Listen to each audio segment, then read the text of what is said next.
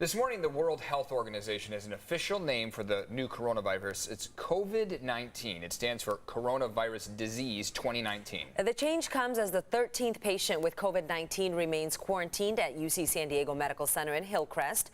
A 3-year-old girl is also back in the hospital. News 8's Alicia Summers joins us live now with an update on both patients. Good morning, Alicia. Good morning. Yes, let's start with the patient at UC San Diego Health. She was originally discharged to MCAS Miramar until officials found out that her test was mislabeled. So her test actually came back positive for COVID-19. So she remains in the hospital under quarantine.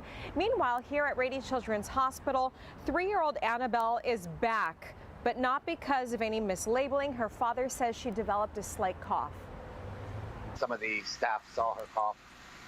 So they suggested that we go to the doctor's tent. So we went over. I think it was just out of an abundance of caution that they sent her back. So Annabelle was one of 7 patients admitted to the hospital after returning on a plane from Wuhan, China last week. That's the center of the coronavirus outbreak, which is now being called COVID-19. Her test came back negative, so she and her dad were sent back to MCAS Miramar to finish out the rest of their 14-day quarantine.